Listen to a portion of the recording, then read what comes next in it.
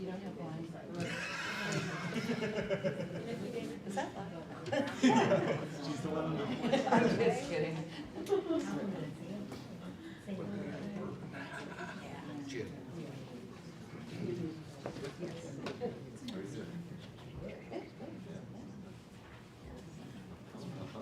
Feels like we're ready to start. Are we ready? Is everybody ready? Yep. Should we just do this? Okay. All right, good evening, everyone. Thank you so much for coming out on this winterish day. Winter for now. My name is Andrea Ingmeyer. I'm the library director here at Peter White Public Library. This is the last program in our community conversation series for this year, and I'm seeing a lot of familiar faces. I know some of you have attended other programs in the last couple weeks, and I hope these programs have given you things to think about and tools to help you navigate this ever-changing technology landscape. Couple quick announcements. Community Conversations is an annual event. We will start planning for next year's series when this one ends. So if you have suggestions on topics for next year, we'd love to hear your suggestions. We do have some survey forms at the back of the room. There's also a QR code if you don't want to do paper and you'd rather just scan the QR code. We'd love your feedback, both about the event today, events that you've attended over the last couple weeks, and ideas you have for future programming. I do want to thank the League of Women Voters for their participation in planning this evening's panel discussion and other events of this series.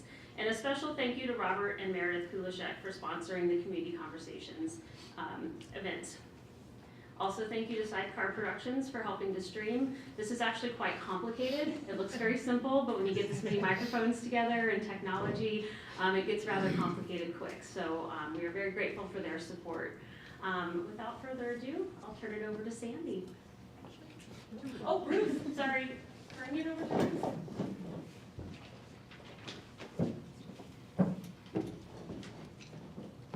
Good evening, everybody. My name is Ruth Zeal, and I am a member of the League of Women Voters here in Marquette County. And we'd like to welcome you all to the media panel discussion on misinformation. And we are very pleased that the public library asked us to join them in helping to plan this program. I would like to remind everyone in this room that the League is nonpartisan. We support concepts, ideas, but not political candidates nor political parties. We support and encourage respectful conversations and differing opinions. And we hope at the end of this program, you will begin to look at social media, news articles, news reports, and other resources in a new and healthier way. Step back, reevaluate, critically think through what you've been exposed to, rather than just hit that send button. Please turn off your cell phones, refrain from taking pictures or recordings during this program, as this program is already being live streamed and recorded and will be posted to the Peter White Public Library YouTube channel. You will also find a list of other resources if you'd like to delve deeper into this whole issue of misinformation, disinformation out in the hallway there. And I might add that our Peter White Public Librarians would be an awesome source if you needed more reference material. Thank you for coming. Thank you, Peter White Public Library and the staff. And I will now turn this over to Sandy.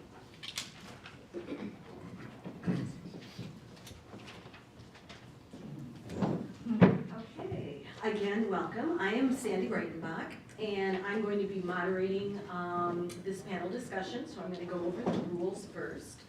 But first of all, I would like to introduce our panelists, and thank you so much for being part of this. So we have Andrew Lacombe from TV6 News, the TV6 News Director and Fox UP.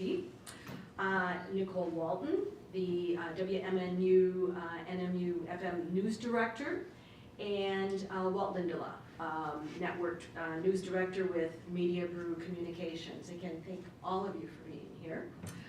So I'm going to go through the format. So what's going to happen is I'm going to pose a first question, and we'll let all of the panelists answer this question, take 5 minutes or so to kind of go over your news organization, and I'll read the question in a moment.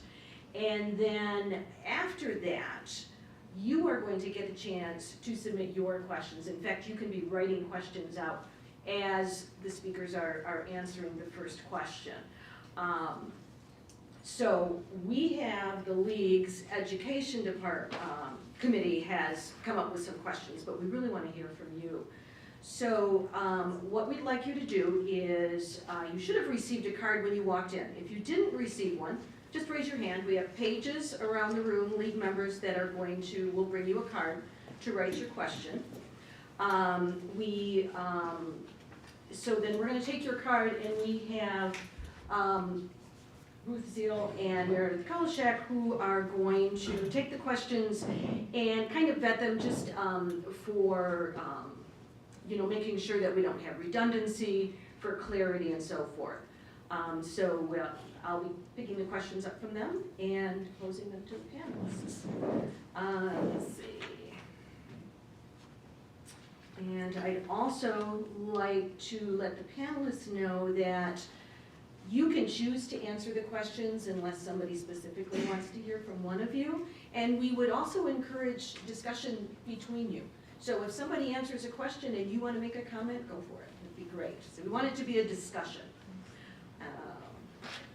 Okay, so I'm going to go and give the first question. How does your organization handle misinformation and disinformation? And how do you vet your information for accuracy? And why don't we go ahead and start? All right, well, thank you so much. Okay, there we go. So, news director at TV6 and Fox UP, I kind of want to explain a little bit about some of our sources that we work with, because it does get a little confusing because we're an NBC affiliate, we're a Fox affiliate, we have run stories from CNN, we're a part of Gray Television, so we have other stations that we work with. But of course, primarily we're local news, we're local TV, we're Upper Michigan's news source. So while we work with NBC, Fox, CNN, Associated Press, other sister stations, it's up to us to make sure whatever we're putting out there from any of those sources, fits within our standards. But we do have access to a lot of content from other very good sources like the Associated Press and other TV stations. But one thing we get asked a lot is, are the networks telling you stories to run or put on your website? That does not happen whatsoever. But so what we do to combat misinformation, disinformation is really just focus on what we can control, and that's building trust within our audience and making sure that we are a source people come back to time and time again. So presenting all sides, being transparent about our sources and our experts, explaining why we choose sources, what makes these people credible, give their background, their resume when appropriate, making sure we have experts on hand when we need them, focusing on the impact on you, the viewer, or you, the reader, not the bickering and back and forth, and what the local impact is as well. And presenting different facts, context throughout our stories, and just really, again, focusing on what we can control. That's training our journalists to work on stories from start to finish, having processes in place for fact checking, looking for bold claims that we need to research even more, and just getting that mindset in our daily reporting. So with all of that, if you're a viewer of TV6, you've seen we've done more investigative stories in the last year, and we plan to just keep going with that, because what we want to do is be out there and have that presence on air, on our website, and on social media, so that people recognize us as a trusted source and keep coming back. And if they see something out there that they're not sure if it's true, they can come to our website or our newscast and see if that same information can be found there, if there's a different take on that story from our trusted source. So a pretty big overview of what we do and how we work in our newsroom to just make sure that we are building trust within our audience, because you know, we can't control what people see on social media or you know, on their phones, but we can just make sure that we are doing the best that we can day in, day out. Yep. Ta-da. Am I next? Can you hear me? Oh. I guess when it comes to Public Radio 90, we also have different sources. It's a little less visual than TV6, of course. We've got the Associated Press, Michigan Public Radio Network, which is, it's based in Lansing, but they have stations from around the state that contribute stories, and they have their own, you know, methods of reporting facts. NPR, as you know, and also local authorities. So when I get news to write, I know that if I get something from the Marquette Police Department and it has that logo on that, yes, I'm going to write that. If I get something from, say, the Delta County Sheriff's Office, yes, I'm going to write that. If I see something on Facebook, that's a story that somebody has said, I will go to that area's authority to see what I can find, to see if it's factual or not. And when I post stories online, I make sure that I attribute the source. So if you see NPRN, that means Michigan Public Radio Network, NPR will post its own stories. And sometimes it's really kind of interesting when people hear something on, say, Morning Edition or All Things Considered, that they don't agree with, they call us and say, well, that's not, you know, I'm like, dude, you know, here's the number, or here's an email, you know, you can contact them, please feel free to do so. And when it comes to battling misinformation, it's really kind of funny to me, because ever since humans were alive, you know, sprouted up from wherever they sprouted, there's been misinformation. You know, the printing press was created, and they started slapping things on walls that was misinformation. What I think we have to do, and what I try to do, is just stop and question. If there's something that I see that is not, you know, does not have that police insignia, that does not have something that I trust from, you know, any other police agency, I stop, I think, where is this coming from? And one thing that I have noticed is the use of adverbs and adjectives. When things are really great, you know, they want to promote something. This is, I've encountered this in emails recently. You guys probably have too, a lot. But everything is, you know, the other side is stupid, the other side is unbelievable, whichever side you want to talk about. Or brilliant and miraculous, you know. Really take the time, when I see that, I say, okay, who is this person trying to persuade? Also, if the information I get is trying to get me into a certain state, either very happy or very, okay, where is this coming from? And I see on the inside of this, you know, all the different sources that you can fact check. Ballotpedia is one of them. I go to Ballotpedia a lot, and these are the days to go to Ballotpedia. And double check, and sometimes you need to triple check, because there's so much out there that people want to muddy the waters, mix up your mind, you know, make things difficult for you. So as I said, it's not just social media, but it makes it a lot easier to be confused. And so, again, I just try to stop and question where these things from my usual trusted sources are coming from. Well, make sure this is working. Can you guys hear me all right? Okay. All right. Well, good evening. First of all, I do want to thank the League of Women Voters of Marquette County and also the Peter White Public Library for the opportunity to have this session this evening, mainly because I'm hoping that by the time it is over, I will leave you with some sense, and we leave you with a sense of the importance of education and knowledge. Tonight, I think we're going to be talking a lot about the responsibility of the consumer, at least I will, of the media source that you have. There's a lot more of that nowadays on the consumer than there used to be, and I'll get into that a little bit later on here. But in terms of what we do at Media Brew Communications in the news department, hi, I'm it. It is a small operation. We have 7 stations. We use our national news services through satellite services, our ABC Radio News and Fox Radio News. And then we have a Michigan-based, in effect, wire service. They send stories from around the state. It is Michigan News Network. It is based out of WWJ in Detroit, but it has stations around the state that send in stories, and there is a good chunk of Lansing coverage that comes from that. Most of my Lansing coverage for lawmakers is based on the local lawmakers and what they are up to and being in contact with them. And on a local level, I do the news. I do the news in the morning for our network. I do it live in the morning show that I am on, which is Mark and Walt in the Morning on Sunny 101.9, and I do the news and I co-host the program, which it keeps it very interesting and busy.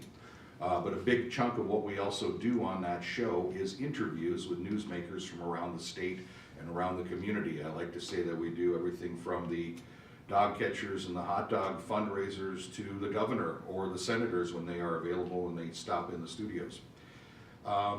So there's a multitude of sources, of course. Nicole did allude to these, and Andrew as well, that there are local sources that are like the law enforcement agencies, the university, the hospital that does message dissemination, press releases, and we work off of those. Primarily with law enforcement and fire department, it is some sort of accident that happened or a fire or something like that. That is a vetted source because we have those contacts and we have those connections that we know that when we receive an email or a text or some sort of message that has this happened and so, we can run with that. We know it's a reliable source. When it comes to misinformation or disinformation, especially in an election year, one of the things that I do is exactly what Nicole was talking about, is look at the language within what is being provided to us to be disseminated. The language, if it is exceptionally descriptive, uses a lot of adjectives and emotion-firing kind of words, a terrible tragedy, or this is a this legislation is a travesty against the people of Michigan, and such glittering generalities like that. That's what I will look at as a cue that this is not necessarily misinformation, but disinformation, meaning it is spun. It is by a spin doctor out of some office somewhere, a PR office or a politician's PR office, trying to make something look better, excuse me, or worse than it is. I will vet that by looking through it, try to track down as much information by looking at other sources. Some of those are within the brochure where you can check things, and there are other sources, Bridge Michigan and Advance Michigan and several other online news sources that also do provide resources for people like us to double check on things. I try to take the emotion out of the story, so it is the facts. It is supposed to be the facts. But we have lost that somewhere along the way, and there's multiple reasons for it, and we'll talk about it in a little bit. It is a constant challenge to try to make sure the information that I put out there you can trust. The word you're going to hear a lot of is trust tonight as well. We strive very hard in our business to make sure we get the information correct, accurate, get another side, at least offer it to them, and say, hey, what is your thoughts on this? There's a story going around right now that our current state representative sponsored a piece of legislation that was signed into law by the governor this week that does away with a committee that was in the environmental review process in the state of Michigan, and it was put in by the former state senator, late Tom Casperson, and now they are saying this is a terrible thing that this was done away with. How do I balance that? Well, I did the one story about the legislation being passed today, and tomorrow I'll do a story on the opposing viewpoint and try to reach out to those that are involved. But that's just a small example of it. We work on accuracy over timeliness. Sometimes if someone gets the story up there first, fine. I'd rather make sure I'm right than first. But if I can do both, it's a win. And I think we're gonna have a great conversation here tonight, and I look forward to hearing your questions, and hopefully we can answer them for you. Great, thank you very much. Before I pose the next question, in my beginning speech, I meant to address those of you that are watching this panel discussion from home. If you have questions, please email us those questions, and you can email us at lwvmqtco@gmail.com. And so we have somebody with a computer here, we will get your questions and they can be part of the mix, so sorry about that. Okay, I'm going to ask the next question and then we'll see who wants to answer it and people can talk about it. What do you see as the best way to strengthen local journalism?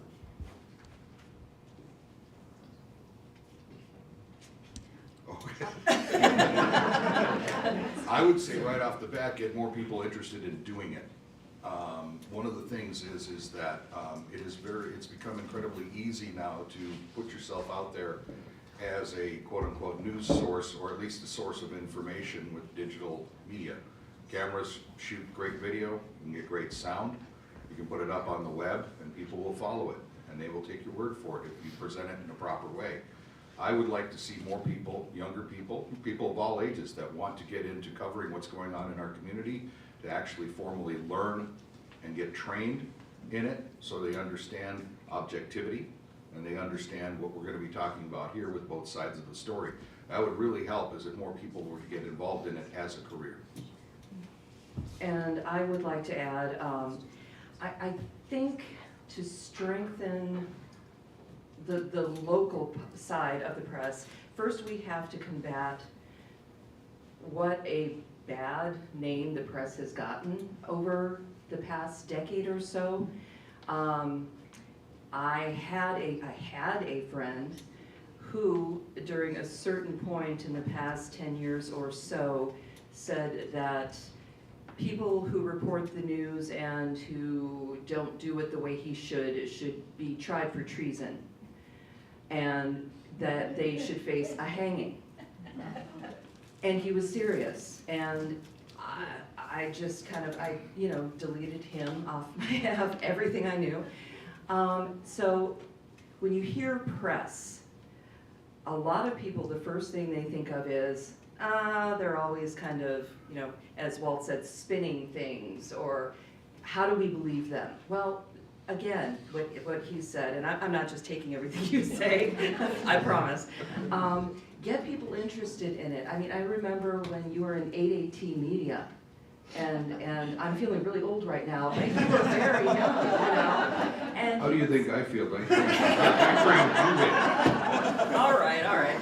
But he would go and do all of these commentaries and these news stories and just get into it and do it, and that is how you have a following.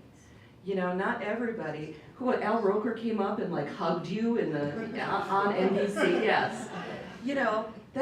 That's how you do it. People believe you when you do things time after time after time, and you don't lie, and you do present facts. But we have to look at the press a little bit differently. Is social media press?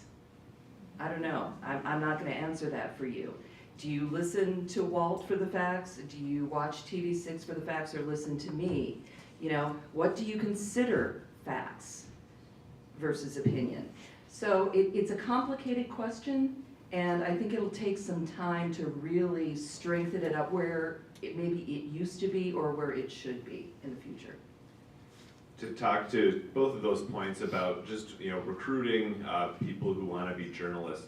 Our station's gotten involved. I know both the other stations are throughout the UP. The Michigan Association of Broadcasters doing a lot with scholarships and training programs in high schools and giving awards to high schools and college programs just to light that fire in young people to want to be journalists or work behind the scenes or work in sales to keep local media possible. So there is some good work happening there, and I'm hopeful that will come come to be seen here. We've gotten a little stronger with working with Northern Michigan University and students to get them in as interns into our newsroom. That's made a good difference because a lot of times those interns then want to be full-time employees, and then you know, the media gets stronger when you have that longevity in some of these positions. So I'm happy to say I think we're making a little bit of progress there, despite the bad name that the press has gotten, especially in the last 10 years. So, but I think really just strengthening the media comes down to just really getting people interested at a young age or wherever they're at in life. I have an employee who has been through a couple different careers and just started with us in one of our bureaus, and she's loving it, being something that, you know, she never thought she would get to do. But it's a career you can come to at any point, but we just need to get people interested and feel like they're safe in the job too. All righty, thank you. Okay, the next question. Do you think producing and providing the news is different than it was, say, 10, 20, 30 years ago? And what do you think led to these changes? Ooh. And I can say 30 years ago, you trained me, right? Yes. Yes, I did. Because I started as a student at Public Radio 90 in 1990, actually February 28th, what's today? The 28th? Oh my God. So I've been in radio for 34 years today. Oh my gosh. Yay. Oh, what was that? Oh, yeah. And we started with these things called carts.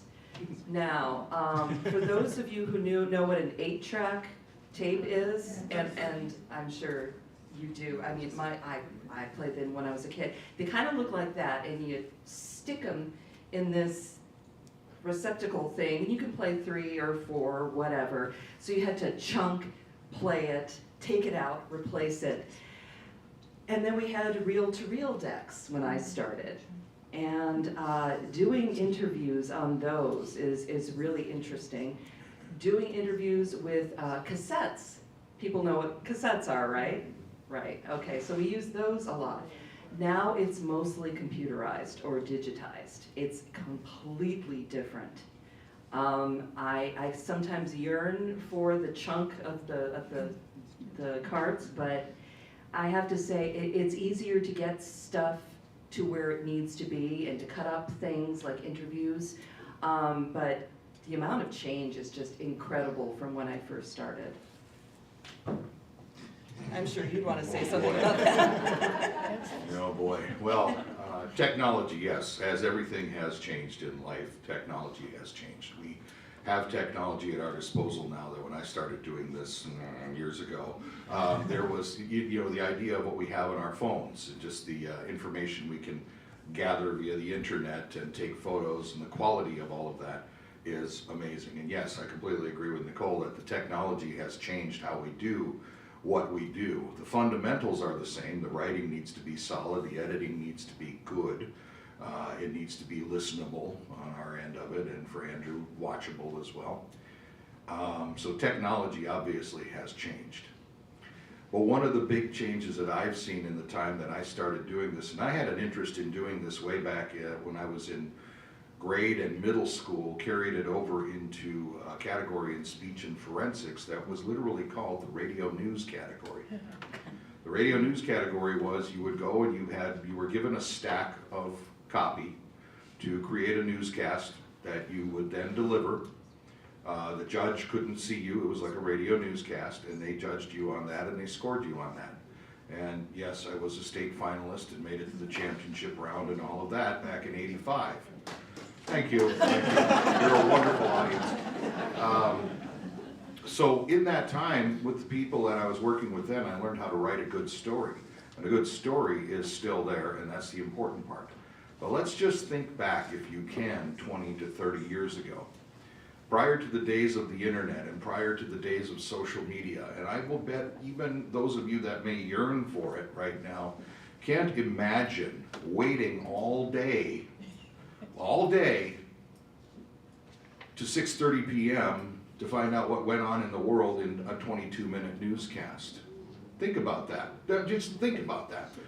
We were talking about the Miracle on Ice the other day, which was back in 1980, a couple of days ago, where the U.S. beat the Russians. And that was a broadcast out of Lake Placid that was still tape delayed to the rest of the country. It wasn't even live when it went down.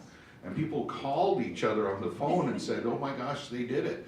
Now we know instantly when something happens. We get alerts from local and national and international sources, and that has changed how news is delivered. The biggest change that I have seen in those 20 to 30 years, and even in 10 years, is how our information is delivered to us as consumers.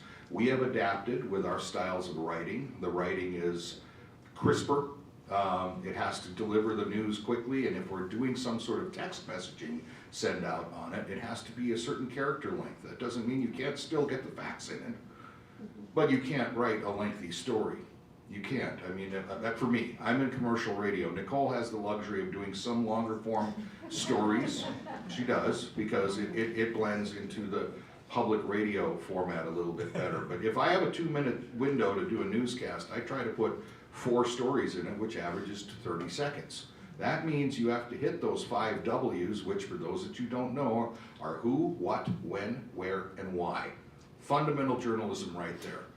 Who, what, when, where, and why needs to be in your story for it to be effective. That way you understand it better. That's carried through. But to be able to do that in the shorter, briefer, quicker way that we have to do it now has been a big challenge. And there's a lot of other changes, but technology has been really the driving one. And then the fact that we have to be crisper. We have to be right, but we also have to not dawdle with copy and get it done. No dawdling. No dawdling. I just want to very quickly add in that I have maybe 3 minutes, so not a whole lot more than you do, but when it comes to reading stuff on the air, get the facts, get the bare facts. When you post it online, then you can put in all the information that maybe you didn't get to. So. Yeah, and for us, you know, we're, obviously our website is huge, our app, all of our apps are big, but we're still a TV station primarily. Our story, you know, our editorial process is driven by what's gonna make a good TV story. What's going to be visual, what are we gonna have interviews on camera for. So that's how we determine kind of what to dig into deeper. So even though there has been, you know, huge changes with technology, we can write, you know, very long stories. We're not constrained by time on our website. We're still making our decisions on how we spread out our reporters based on what's going to be a good TV story. So you're still getting the best product of journalism by watching the 6 o'clock or the 7 o'clock newscast. That is what our journalists are working for. But the website is priority 1A. You know, we work on that throughout the day. Some stories are just on the website because of time. Some stories, you know, have more of a regional appeal that are good on our website but might not be good on our newscast. But we're still working for that great 6 o'clock newscast because we have the luxury of being in a smaller market of having very, very loyal viewership. And so the revenue is still there for advertisers and to pay us to keep doing that strong 6 o'clock newscast.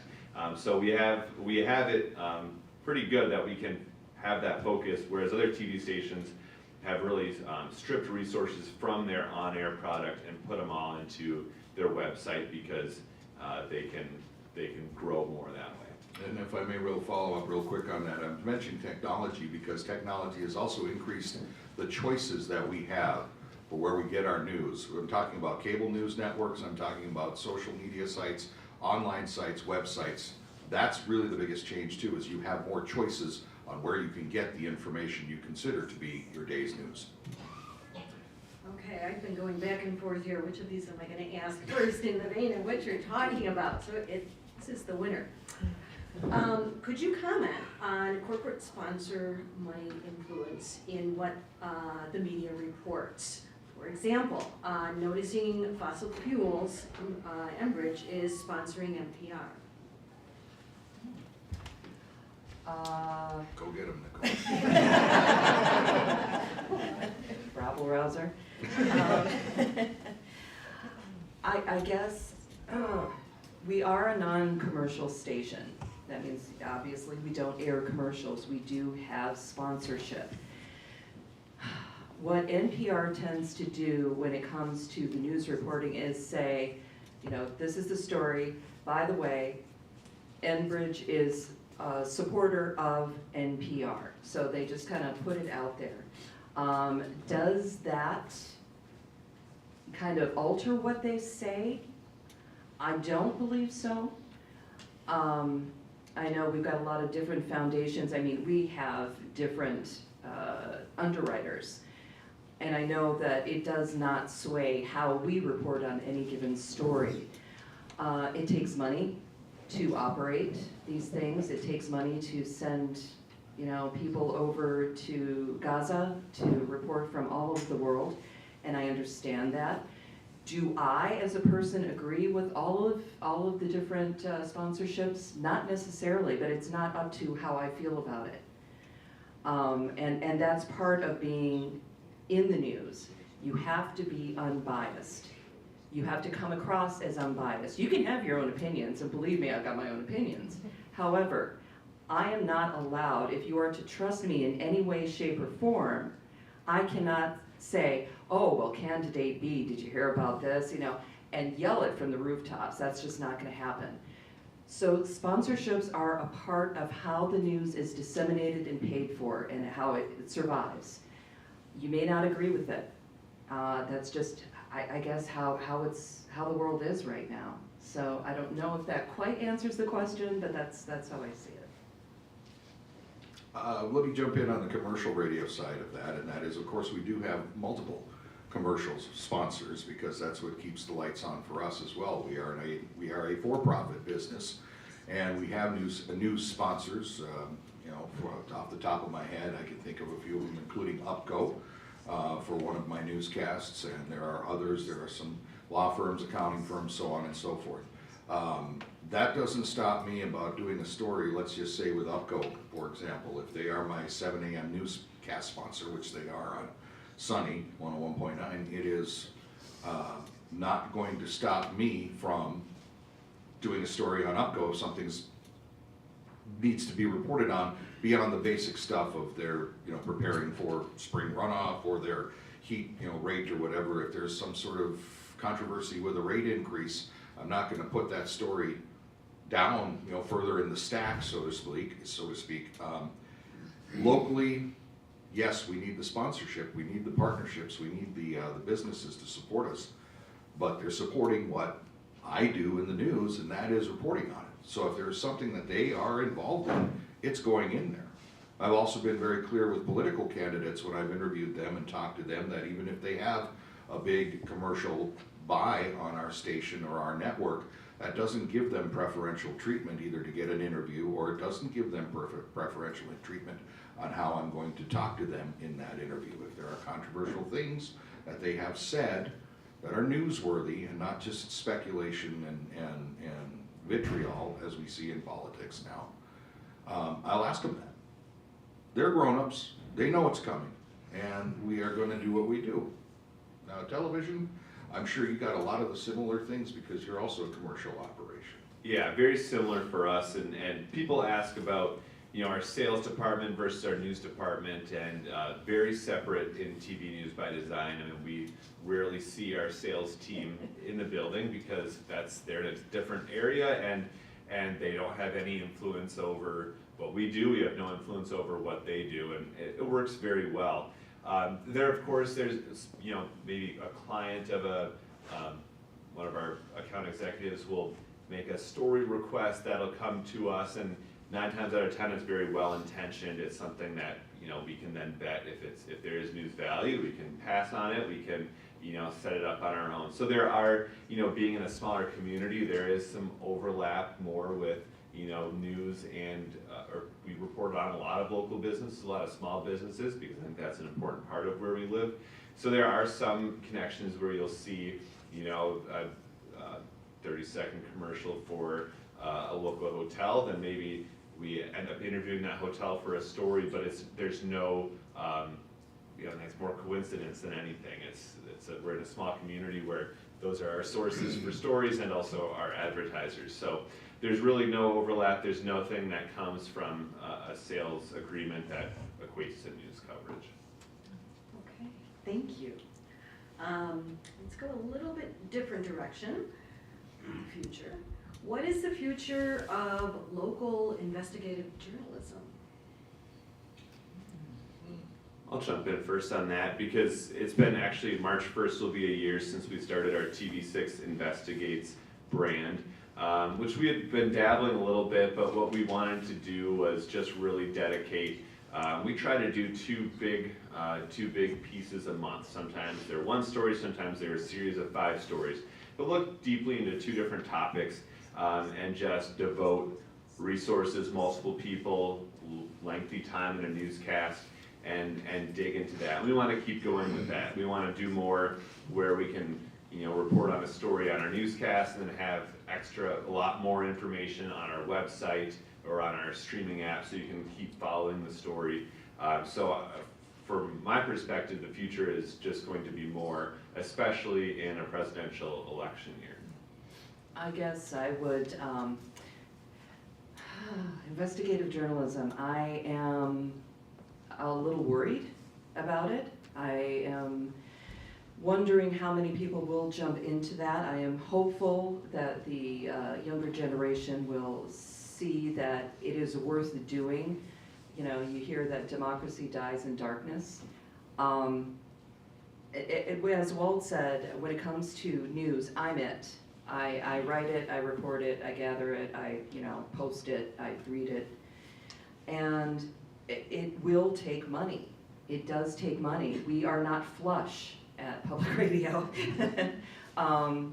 which I'm sure you hear. If you listen to public radio, you hear us say, we need those dollars to do X, Y, and Z. And it's not to, redo our offices or anything. It's to hire people. It is to pay the bills. It's to do all of these things. And cuts have had to be made over the years. And I'm just talking about my own little public radio bubble here. We don't have a lot of money to hire people to go out and do these things. I will get requests from downstate. Hey, can you send somebody to Houghton to, nope, sorry. I can't go to Houghton, I've got to work, I've got to get up at 4:30 in the morning. So there is a balance, and I hate to bring up the money side of it, but that does have a bearing in this. That being said, I think that people could really, I don't know, I think people who watch TV6 and see that investigative side, I am hoping that more and more people pick up on this instead of just go to the Facebook side or the TikTok side or rely on that and see how important it is to really hold people accountable, no matter who they are, because we need that. We need to question, we need to know the truth, we need to know what's going on behind the scenes. So. And I would just say that, yes, myself, with our commercial operations and being the main news person,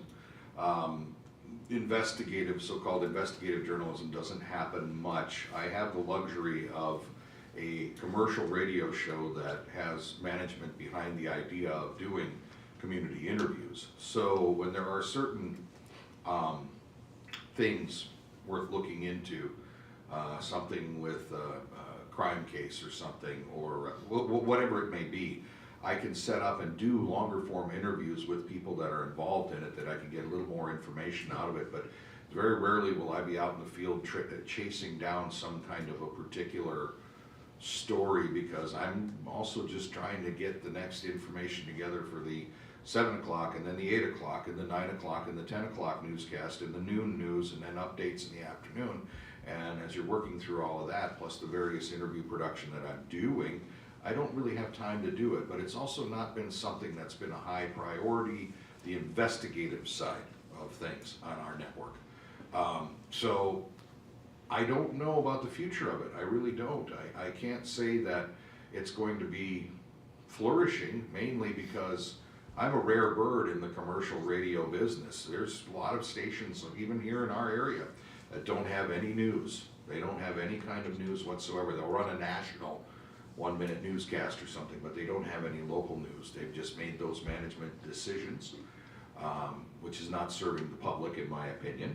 But, and they are licensed by the government to serve the public, not make money. That's another, I'm starting to show some sides here a little bit, but what I'm saying is that when I'm done with it, I don't know who's gonna pick that ball up for us. I mean, there are people that we are, training and whatnot, but I see the light of retirement on the horizon somewhere, and it's gonna be sooner than later. Will it continue? I don't know. If you support it by supporting the advertisers that are on our stations or underwriters, and people know that their investment in what we do pays off for them by investments from you, it will help keep it going. But it's going to change over time, and I don't know how strong it's gonna be. I know Gray Television, TV6, Fox UP, in conversations with those folks over there, it's a push from them on their national level that they want local.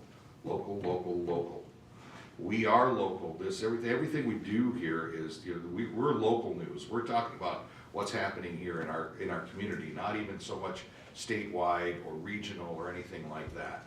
And localism will always win because we can all play the same songs. It's what you put in between them, or you can run the same TV shows. It's what you put in between them that matters, and that's what we're trying to do. Investigatively, time will tell. Okay, thank you. So the next, I'm gonna read 2 questions, and these address technology. How has technology made it easier to manipulate sound bites that will make the speaker look good or bad? So that's one. And the other is, can you address the impact of AI on your jobs? So different questions, but about the use of technology. For us in TV, we've always been mindful of time, of course, and if you have an interview with someone who talks with a lot of pauses or stumbles or ums, it's natural to edit those out, just to make the audience better understand what they're trying to say. So that has gotten a little bit easier, but I think it has led to better understanding. As far as to manipulate what someone is saying, yeah, you absolutely could do that pretty easily, especially if you don't see the person the whole time. You could make those changes, but we have the people in place to check stories, make sure that we're training our journalists, teaching them ethics, making sure we're following all the procedures to make sure that's not happening. When interviews are edited down, it's for clarity, for understanding. And the question about AI, it's made our job easier with transcribing interviews, which has its good points and bad. You learn a lot as a journalist by listening back to your interview, whether it's 5 minutes or 15 minutes, and that's where you learn a lot by typing it out or handwriting it out. But now, and to meet some tighter deadlines and be more efficient, you can export an interview, put it into Microsoft Word, and get a really nice transcript of it in about a minute.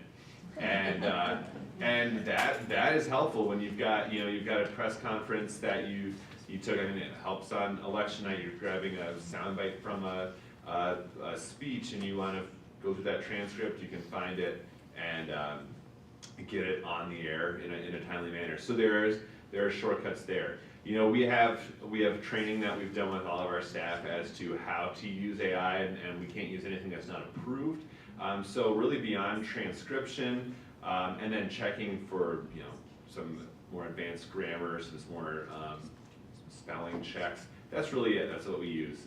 We're not using it to write any stories that are local. We're not using it to generate anything that we should be doing ourselves.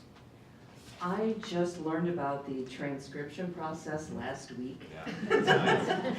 I would go through and, take notes of the interviews that I do, and would just listen to the soundbite that I wanted, listen to it, rewind, listen to it some more. And I have an intern for a few months, and she had it all out. I said, what? AI? whoa, dude, okay. Okay, so now I know, and I'm feeling even older than I was before. When it comes to sound bites, we do not manipulate, I do not manipulate in any way, shape or form. As Andrew said, it's the uhs or the really long pauses when you have somebody who's not used to talking or giving interviews. If you do cut anything out of an interview, it should not change what is said in that soundbite. You know, nobody's gonna miss an or a, you know, stuff like that, nobody's gonna miss. It cannot change the content. And one thing that I learned is that you are not allowed ever to edit the President of the United States. So that's what Rick Pluta of the Michigan Public Radio Network told me, that you are not allowed to edit what they say. So, there you go, Walt. It's news to me. Next time you talk to the president. Yeah, well, Hey, it is an learn election year. something. I did learn something tonight. AI, in the sense of what I use it is there's also, there's a couple of other programs I learned about through actually the Michigan Association of Broadcasters. A couple of years pre-COVID, various, it was Otter, and there's a couple of other ones that you can put a recording in and it will transcribe it, and that helps a lot in terms of trying to find something. You also know, but we all know that sound bites, the little clips we're talking about, the little clips that you see somebody saying something in the context of a story, whether it's audio or it's video. You hear it. When you're doing the interview, you know, I got one. I'm gonna use that, I'm gonna put it in something. But in terms of technology and being able to manipulate somebody saying something that they didn't say, it has changed in terms of perhaps its speed and its ability to redo it. But I can tell you that I was able to do that years ago with reel-to-reel tape. I learned how to do it with editing. The fundamental point on it, though, is although I learned how to do that, and in fact it was in one of the first classes I remember in terms of audio production I took at Northern Michigan University. This was back in those days when we rode dinosaurs to classes. We worked with reel-to-reel tape, so you learned how to edit on the sound, and you could do it and that sort of thing. Now it's a waveform on a computer screen, but you recognize what a breath looks like and that you can hear it, and you can manipulate that. You can change the person saying absolutely 100% what they were saying, and what you hear them saying are completely different things. But as Nicole said, and also Andrew said, we're not supposed to do that because true bona fide journalists follow ethics, right? We follow ethics so you can trust us. That's our idea. We want you to listen to us. We want you to watch our programs. That's ratings, that's money for the company, in a good way, in a good way. Ethics is the fundamental core of effective, true journalism. It's not just who, what, when, where, why. It's making sure you have the right who, what, when, where, and why. And if you don't have one of them, don't make it up. Don't report speculation. Ethics drives effective journalism. AI is a challenge to that because we think we're hearing something and it isn't. We should be very careful as journalists using that or seeing something. It's getting really good. It's getting really good. I've had a very good trained ear on edits. I can hear them. I'm starting to lose hearing those edits because they're created so well, they're done so well. But ethics dictate, if you're in this business of what we do, you don't do that. But yes, we've been able to do it for a long time. I just want to add, we're not in this business to get rich, Oh, no. especially not in Marquette County. So, you know, to tweak something in that way for money, it's beyond me, and I know it's beyond all of us here at this table. So no, we're not going to do that. Great, thank you. I'm gonna ask 2 questions again. Like putting these in, no, I'm sorry. Okay, so first of all, does your organization strive to tell both sides of a story? And along with that, what is your strategy in dealing with information conflicts that could critically affect listeners, such as COVID information? Yes, on both sides of the story, I try. They don't always answer, they don't always reply, but if there is something that is a story that deserves 2 sides, because you know, reporting on the breaking accident story or something like that, two sides, usually there isn't that need. I mean, I'm not making light of it or anything, I'm just saying that that is just a breaking news story as it's happening, you're getting the facts together. But if it is some sort of story like, you know, something political or something in the community that deserves a second, the other side, I'll reach out. But I'm not beholden to having to do that, which is a whole other conversation we could have. But I try, I strive, yes. In terms of the information that you're putting out there, like with COVID in particular, I made the news judgment as the news director to try to follow what the CDC, the Michigan Department of Health and Human Services, our local Marquette County Health Department was putting out about it. I know there were people out there that didn't want to follow that, didn't do that. There were people out there that were trying to do things and get statements out and so on and so forth. Well, you're talking, and this is my opinion, and maybe it came through in my news writing, and I hope it didn't, but I consider those sources that I mentioned to be the bona fide sources of something when you're dealing with a pandemic, a public health crisis. Why wouldn't I trust the health department, CDC? I know there's cynics out there, someone's watching this somewhere going, oh yeah, well, they all lie. Well, no. In Marquette County, they're not gonna be doing that. See, keep in mind, we're not national and we're not, you know, even statewide, a lot of us. So, I try to go with the bona fide sources. I would consider those agencies to be the sources. And I try to get the best information out. We tried to do it. And COVID was an interesting challenge to cover, to report. I mean, that was really something. And I would say that I try to get both sides, and I try to use the most bona fide, trusted source for that information where it comes from. Yeah, so Talking about what you do every day, by the way, this is really interesting. It's kind of weird, Yeah. but, you know. In front of people. Yeah. People. So as, to answer, and I think I have to be reminded of the first question, because I've been thinking a lot about the COVID. Will you remind me of the first question again? Yes, Yeah. and that was, does your organization strive to tell both sides Oh, of the yes. story? Yep, we say both sides, and now we really are saying all sides, because, you know, we see so many stories that have more than two sides, so that's been a push.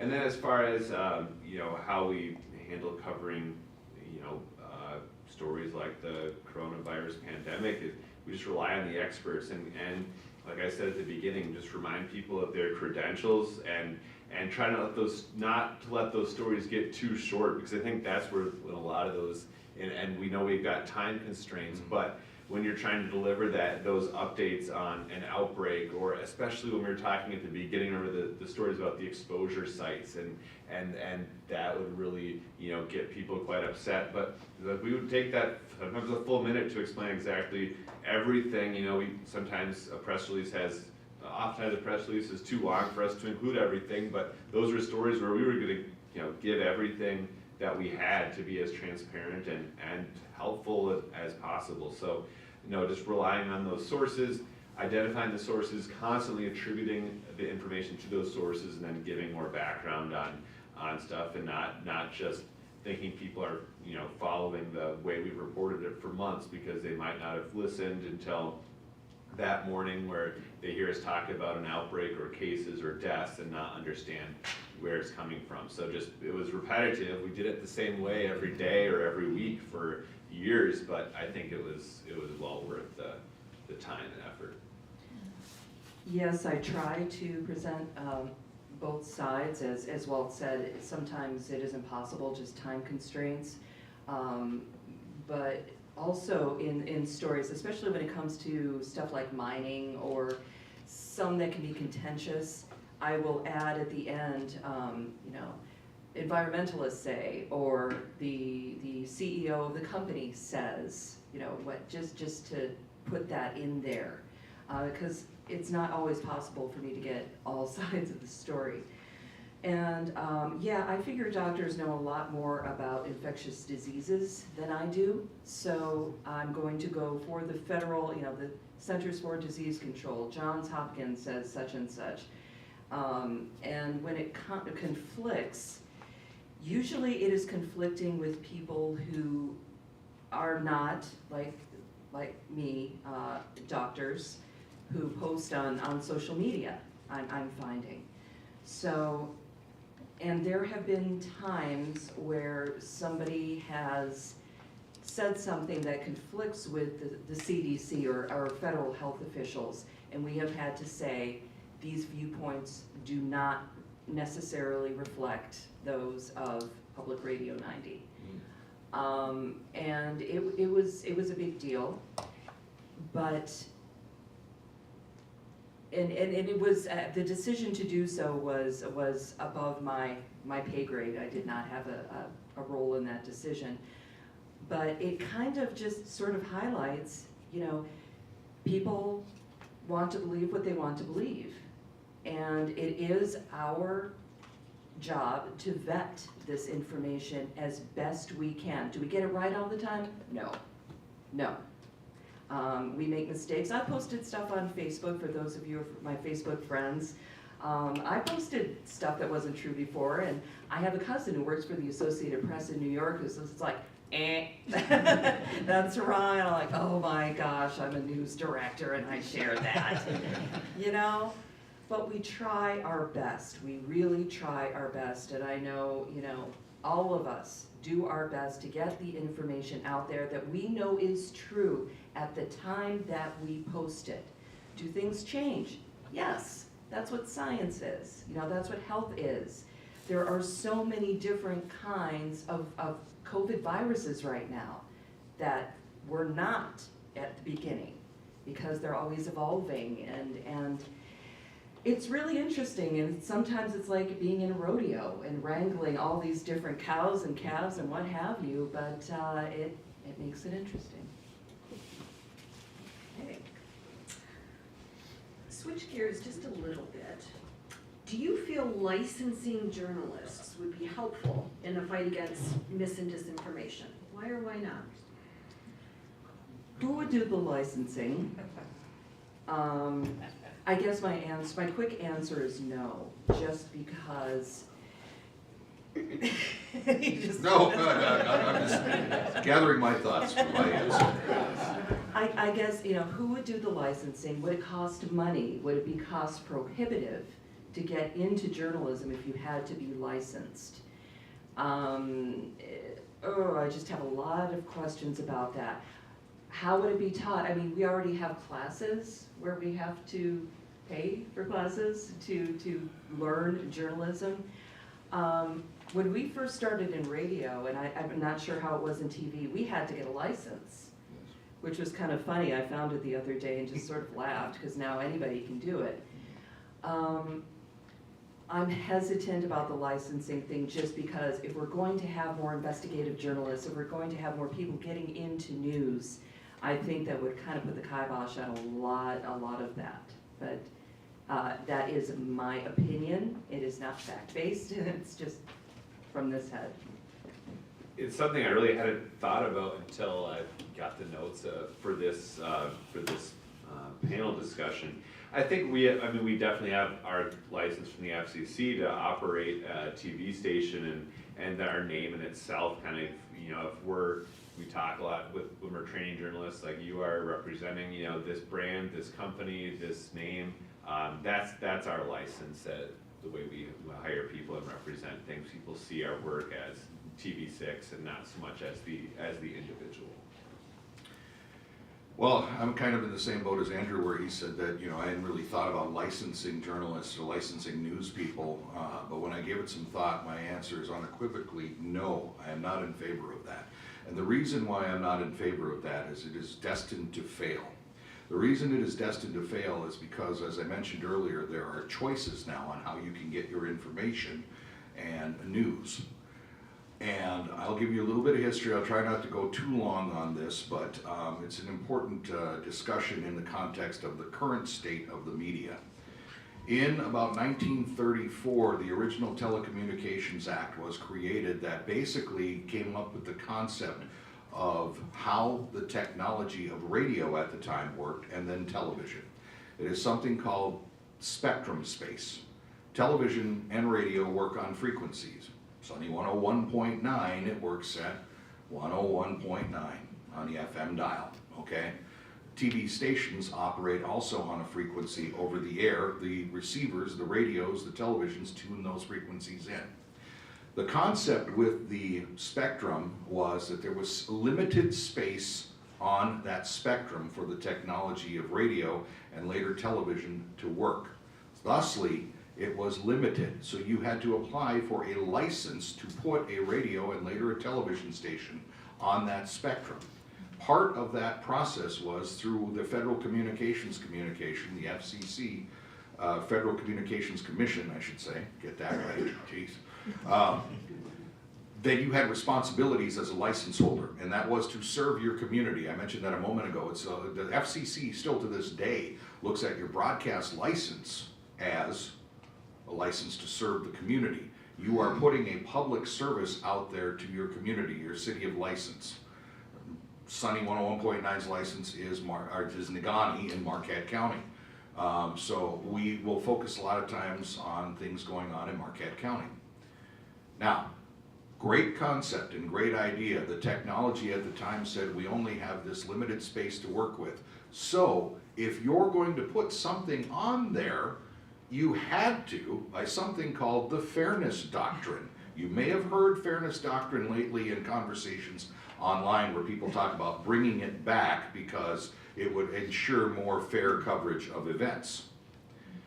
Now, the Fairness Doctrine in a nutshell said if I talked to Nicole about something, then I had to talk to someone else that was an opposing viewpoint. I had to offer them, give them the airtime to do that, because that was part of the responsibility of a license holder. If you didn't do that, you lost your license. You lost your license to operate. Your business, gone, okay?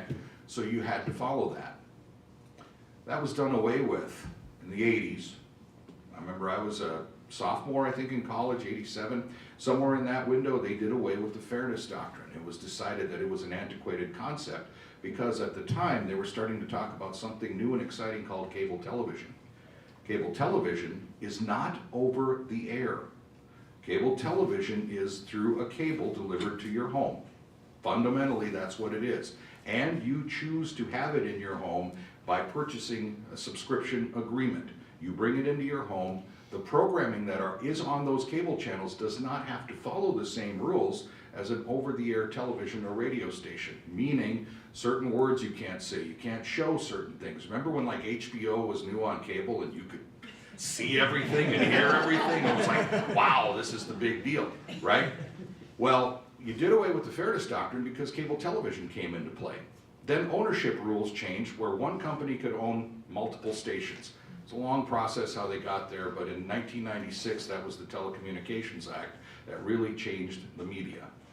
Thusly, Fairness Doctrine, licensing things, you suddenly became a whole thing where like radio stations stopped broadcasting over the air and they just went on the internet.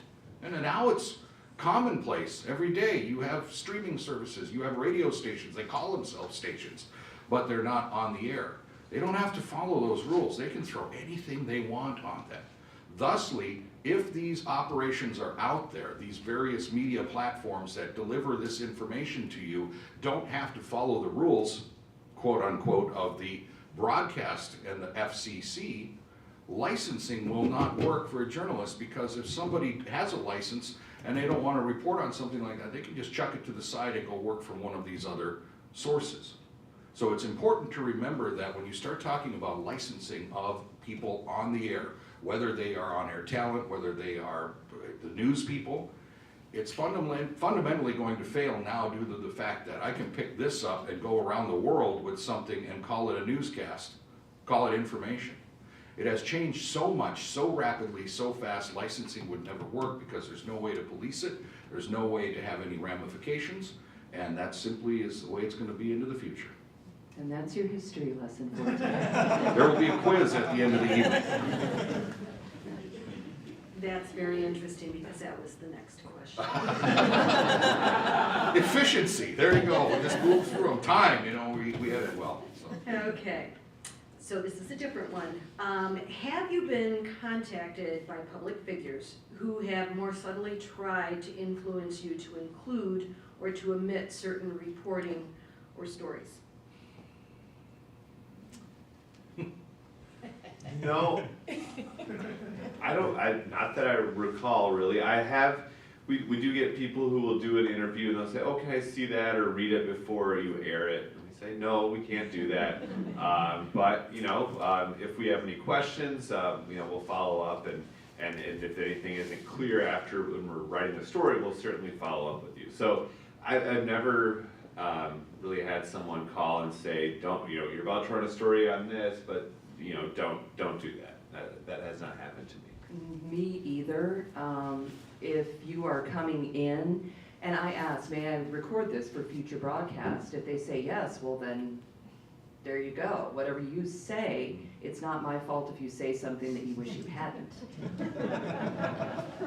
My answer is yes. I've actually had that happen. I've had, Ooh, do tell. well, I'm not going to give any names or anything like that. But there are certain, there have been in the past public figures that have asked and said, can you not have me say that, or I said that wrong, or I misspoke, or something like that. And I'm like, well, it's an interview. I'm going to air it. I'm sorry. It's kind of like what Nicole's saying.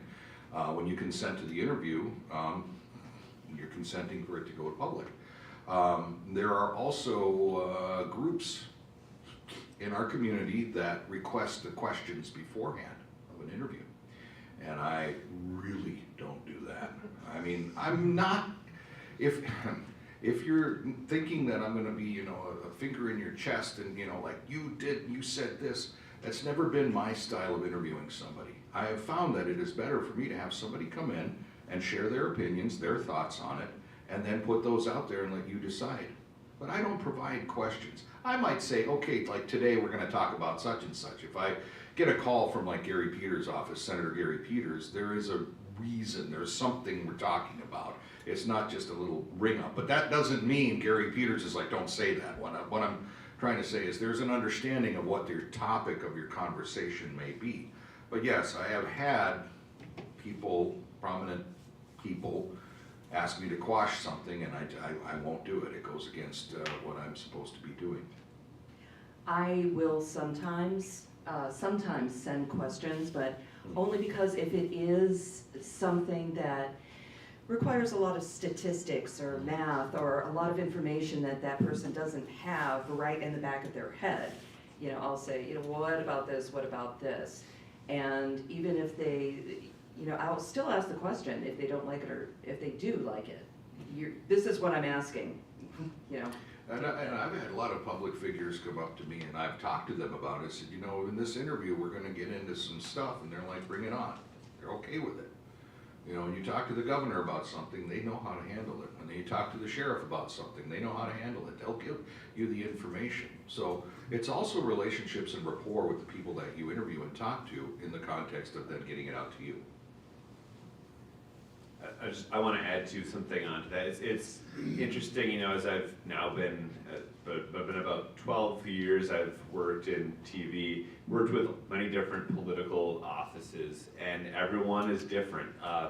Some elected officials, they'll have a reason they're doing a visit, official business, campaign stop, and then they open up to any questions, and they open up to anything, and they handle it well. Other elected officials, their offices say, we're only taking questions on this topic today at this event, which,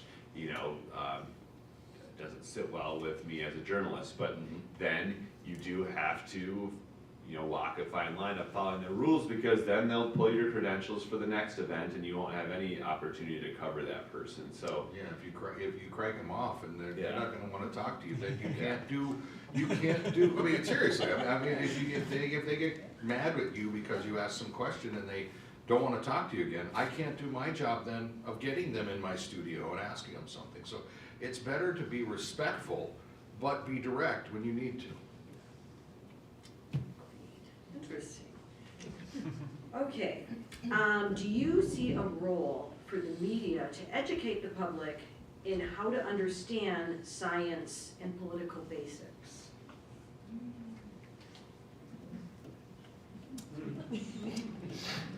Well, how to understand science and, Political basics, and I think they're getting to the background of, Yeah. a story maybe? Sounds like you want to talk. well, it's like doing an interview with you folks with the League of Women Voters. If I would do an interview and a segment with you, or Andrea from the library here, or somebody, it's because I want you to know that this is going on, that you can learn through it. Is it my responsibility to educate you as the consumer of it? Probably not, because I'm not an expert. I would open the door for an expert to come in and talk about it, but I don't feel like it's necessarily our responsibility to educate. But put it in front of you. But put it in front of you, yeah. It's not my role to make sure you understand the different things of the world. However, it is my role to help you understand the story that I'm giving you. If you want to learn more about science, Neil deGrasse Tyson is a great guy. He used to be a dancer, by the way, just to let you know. It was very interesting, like, hearing that. But it is, as he said, it is not my function to say, you need to learn more science, you need to learn more about this. But I will definitely give you stories that pull from science, or pull from, you know, how politics works. And the Michigan Public Radio Network does a really good job of that, because that's what their thing is, politics. So I think a lot, my opinion is that a lot of people rely on other people to do things for them. And I think that it really expanded in recent years, you know. I'm an adult. It is my responsibility to educate myself, to stop and think, as I said before. Like Nicole said, we have to give a complete story, tell the complete story, and especially with, you know, political stories involving elections, or some of the science stories we cover lately. Yeah, we have to weave in that basic information to remind people, so that we find ourselves adding more and more of that, what we think probably should be common knowledge into stories, just to make sure people are walking away with that full understanding. So I think that is part of it. Okay. How closely do you follow ratings?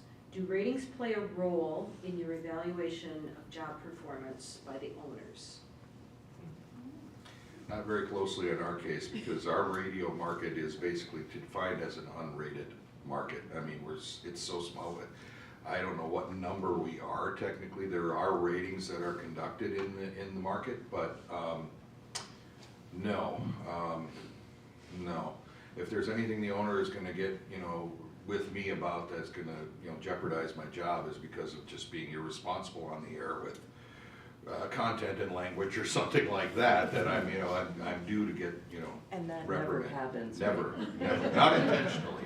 I've dropped some wonderful words on the air by just twisting something, but that's another conversation. But no, we are not beholden to ratings at Media Brew, and I can tell you that commercial radio in this market, and that's the UP, really isn't. It's out there, but we're all just out there trying to convince the advertisers in particular to buy with our stations, because we're just so much better than they are. That's what we try to do.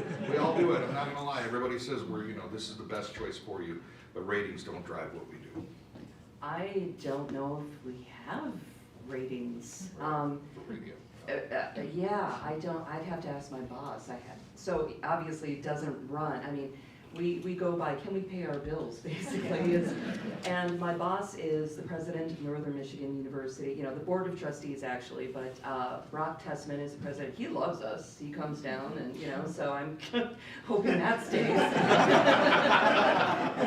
But I think probably, Andrew, you have more to say about that. Yeah, we do have a couple of ratings providers, and we look at them, we monitor them. I can say in my time at TV6, no one has lost their job, or really, no one's looked at personally as the reason for ratings to go down or increase, really. We watch them more for marketing and promotion. You know, if there's a big story we're gonna air on our 6 o'clock news, and we promote it for a week, we look and see like, oh, did we get a bump in viewership on that Tuesday? Or, you know, how many people stuck around to watch the newscast after that big football game? You know, we look at our ratings, you know, monthly to see trends. You know, our trends really, there are some things that are different with us than around the country because of our, you know, smaller communities. We have a lot of loyal viewers. But over time, we've seen the morning audience grow just as people wake up earlier, start the day with TV. We've seen the late night audience decrease just because there's more options for people to watch. They don't have to watch the network TV as their only entertainment option like it was before. So we look at things there, but it's never looked at as an indication of one person or one small team's performance. We look at them overall as a station, what can we do better, what can we celebrate, and you know, how do we, you know, try to get people to keep watching the good work we're doing, because you know, there's stories that only air at certain times of the day that people might miss, and so we look at that to try to highlight those opportunities for more viewers. Okay, I'm gonna ask a couple kind of last questions now, and they have to do with educating ourselves and helping to educate other people. So the few that I have, do you have any suggestions for the public on how to recognize fake news? And how can we educate the public, and I'd like to say ourselves, to check for facts by questioning news or articles, rather than searching for news or articles to validate their opinions? So what can we do? You're asking both of those at the same time? Yes. Oh, boy. Okay, what was, okay, recognizing So- fake news, what was the second one? Okay, so basically, how can the public recognize what's good news? Right. And then the second one was, how can we, like, educate others on recognizing good news sources? And I come back to, you can lead a horse to water, but you can't make him drink. Some people don't want to learn. However, when I'm on social media, because not everybody is a dear, close personal friend who's on Facebook, I try to put out there, you know, here are some places you can go, you know, the voting is happening right now and you can look up blah, blah, blah. I don't tend to promote stuff. Again, if it's, you know, a red panda had triplets. No, Nicole, that's wrong. Oh, no. You know, it's something like that. Recognizing fake news, I want to go back to what I was saying before. If what you're reading, if that article that you're reading is trying to get a reaction out of you, they're using lots of adjectives, using lots of adverbs, using lots of flowery speech to push you one way or the other. Question it. Don't take it as fact right away. If it is put on the page a certain way, because you're probably going to be looking at it, does it have really big letters? Are parts highlighted in red or bolded? They're trying to get you to look at certain things.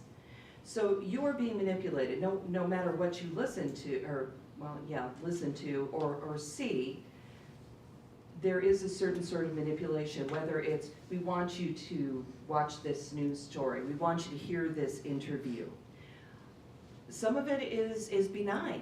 It's completely benign, like what I just said. Other is not so benign, and it is manipulating you to believe something that is not true. Facts will not trigger emotion. Well, okay, no, I can't say that. I heard you go, If it is a fact about, you know, this car crash happened, you may have an emotional, oh my gosh, I'm so, you know, that happened. That's sad. But the facts in and of themselves won't go, oh, well, I want to burn down, you know, whatever. I was going to say the Capitol, but that's just a Careful. You're on the I know, internet now. But, yeah, so I guess. It's a good thing I've known you for a long time. You too, actually, but you're nice to me. Yeah, so All right, just- now so let's get just- into it. So just keep that in mind, if it's trying to make you feel a certain way outside of, I'm sorry that this happened because somebody was hurt. That's what I was saying. You? Yeah. All right, so the recognizing fake news versus legitimate news sources, especially on social media. The first thing to do would be limit your time on social media because, as you know, and I know this firsthand, and I spend a lot of time on social media, and I say it's because of work, because of looking to see what's going on. But, you know, Facebook right now is just giving you things you may like. It's all suggestions. It's not people you follow, it's things they think you want to follow or that align with what you've looked at. And that's where I see, especially like sports, I get some weird articles that pop up like, this isn't true. I remember I listened to that post-game interview and the coach didn't say that, but now this article took this statement and twisted it and now is making this legitimate looking news article that someone's gonna click on and comment on and share. So limiting your time, I always look really carefully at like the URL, the source that it's from. If it's not a website I recognize, I'm just gonna skip right past it. That's what I look at a lot, is just where the root, that URL, where that's from. And then as far as educating other people, you know, I think it comes down to just being really careful with what you are sharing. And if you see someone, I've seen friends who share something, I'm like, that's not real. I message them on the side. I try not to embarrass someone because then often they, you know, double down and really stand by what they think is true and don't want to admit that they, you know, believed in something that wasn't true. And then, you know, just personally as someone who works on a lot of different stories every day, if you do see something that you don't think is accurate in a local news source, and you do your own research and find, yeah, this something isn't true, you know, send us a message, send us an email. I appreciate messages. We make mistakes. We're human. We're doing, you know, a lot within deadlines. Talking to a lot of different people, covering a lot of different topics. So if you do see something that you think is inaccurate or needs more explanation, a respectful email, note, phone call goes a long way, because we're here to do our best, and I want to make sure that that's what we're providing for everyone. Yeah, and I'm glad Andrew brought up the URLs, which is basically the website address when it comes to news, quote unquote, news on social media, on the internet. A big tell is the website, its name. You know, if you have NBCnews.com or you have CNN.com or something, these national news sites, Reuters, Associated Press, or AP.com, you can be pretty certain that that is going to be accurate information. When it's something like, you know, bigbluenewsbuddy.com/Whitley or something, and that happens. If you're internet savvy, and I know Nick over there's kind of chuckling at this because he is, you know, if you have a website address that just doesn't seem right, that's a good way to look. I completely agree with what Nicole is also saying about the language that is used, that if it is exceptionally inflammatory, or it is, again, to elicit a response beyond the natural response of a story that it would, again, to the car accidents and such. That's something to look out for. And, you know, that is online, that is easy. It's a lot more difficult when you start getting into what's on the air or what's on the radio, what's streaming, what is the video or the audio source and such like that. But earlier when we started, I talked about the importance of this event happening in terms of education. And I believe what is the saying, is it caveat emptor, which is basically buyer beware. And I would leave you with the thoughts this way on this particular topic, is that it is important to educate yourself so you can effectively educate others. It is important to try to find other sources. If you follow MSNBC, and that is the way you feel about things, because they do have a political slant, you should go and look at Fox News, because it is the opposite political stance, and see what they're talking about, and see how they're covering it. It is very important, it is imperative on you as the consumer to be skeptical, to be willing to look into things a little bit more and not simply take what is being spoon-fed to you. We are trying to make the best stew we can to spoon-feed to you through our sources and our platforms. But it is important that you as a consumer, especially in today's modern technology world and how information is disseminated to us, to really take a look at it and don't simply like, you see something and you share it on your social media. Well, okay, was that really a real information? I don't know. I can't answer it. If we could figure that out, we could go on tour with this and you know, make money as consultants and such. But I really want you to think of it this way, that the information that is out there, the majority of it is still bona fide, real, vetted information. But if it feels weird, and it feels a little odd, doesn't seem right, or it doesn't seem like it's giving you both sides of something, just look into it. Carry some skepticism, because I think that will make you a better consumer. You'll be, in effect, you know, buyer beware, you're buying the right information for what you need to know. Especially beware if it caters to your views. Yeah, if it seems to reinforce They're like, everything yeah, you this is think. great, this is awesome. Yeah, there's. Well, okay, good. But again, you know, go to the other side, you know, figure out, because it will happen, you know, it will be catered directly to you, the spoon feeding, as he's saying. It's our responsibility to present the stuff, it's not our responsibility. You be responsible for yourselves, and because you're here, you guys are responsible, so give yourselves a nice little round of applause. Yeah, so, but beware of the stuff that you totally agree with. Wow. That was awesome. Thank you so much.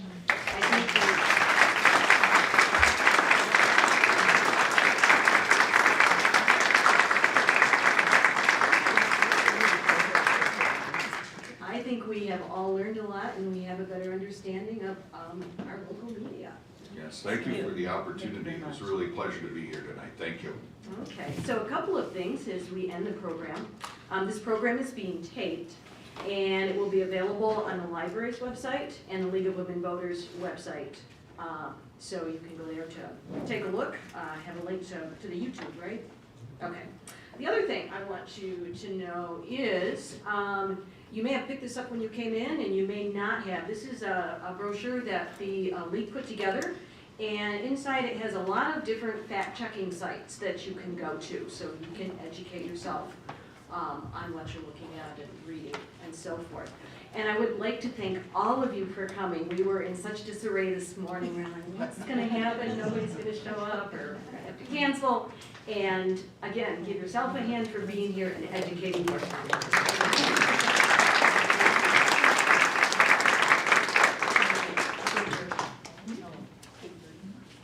Tell them 8:30. 8:30. Oh, yes. The library closes at 8:30. And so people that run the place want to go home, so they would like us to be out of here by 8:30.